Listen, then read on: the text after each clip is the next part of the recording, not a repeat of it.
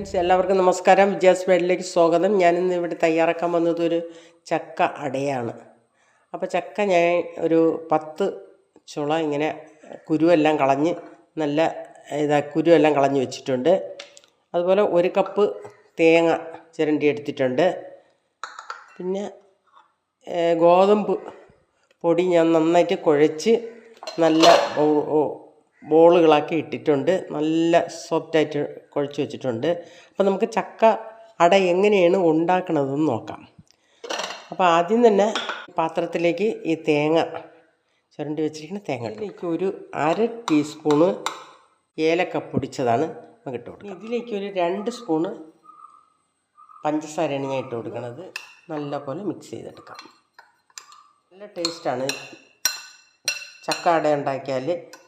എല്ലാവരും ട്രൈ ചെയ്യണം. ഞാനത് ഇളക്കി ഇട്ടിട്ടുണ്ട്.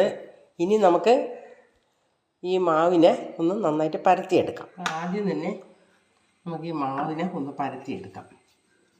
അപ്പോൾ നമ്മുടെ മാവ് ഞാൻ നന്നായിട്ട് പരത്തിയെടുത്തിട്ടുണ്ട്. ഇനി നമുക്ക് ഒരു തയ്യാറാക്കാനുള്ള ഒരു കടായി അടുപ്പത്ത് വെക്കാം.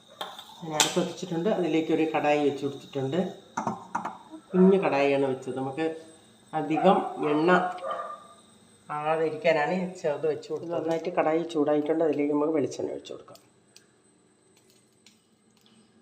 അപ്പം നമ്മുടെ മാവ് ഇവിടെ റെഡി ആയിട്ടുണ്ട്. അപ്പം നമുക്ക് ഇതിൽ ചക്ക ഓരോന്ന് എടുത്തിട്ട് നമുക്കിതിൽ തേങ്ങയും പഞ്ചസാരയും ഏലക്കപ്പൊടിയും കൂടെ ഫില്ല് ചെയ്ത് കൊടുക്കാം. അത് നന്നായിട്ട് ഫില്ല് ചെയ്തിട്ടുണ്ട്. എന്നിട്ട് നമുക്ക് ഈ മാവിനകത്തോട്ട് വെച്ച് നമുക്കിതൊന്ന്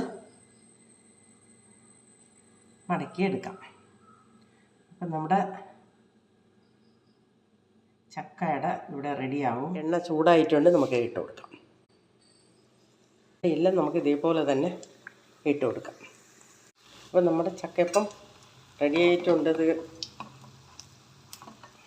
നമുക്ക് ബാക്കിയും കൂടെ ഇതേപോലെ വറുത്തെടുക്കാം. ഇതൊന്ന് തിരിച്ചിട്ട് കൊടുക്കാം. നമുക്ക് ചക്ക ഒന്ന് തിരിച്ചിട്ട് കൊടുക്കാം. മുരിഞ്ഞിട്ടുണ്ട്. അതുപോലെ തന്നെ നമുക്ക് ഇപ്പോൾ തേങ്ങ പഞ്ചസാര വേണ്ടെങ്കിൽ ശർക്കര വെച്ചിട്ടും ചെയ്യാം. ഇപ്പോൾ ശർക്കര ഞാൻ ഈ മൊത്തത്തിൽ ഉരുക്കി വെച്ചിരിക്കുന്നത് കൊണ്ട് അത് എടുത്തില്ല.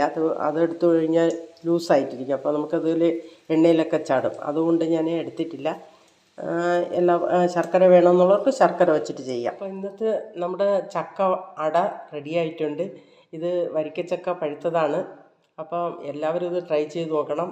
അധികം പഴുത്ത് ഒലഞ്ഞു പോയാൽ നമുക്കതിലുണ്ടാക്കാൻ പറ്റും. എല്ലാവർക്കും ഇഷ്ടപ്പെട്ടെങ്കിൽ ലൈക്ക് ചെയ്യുക, ഷെയർ ചെയ്യുക, സപ്പോർട്ട് ചെയ്യുക. നന്ദി, നമസ്കാരം.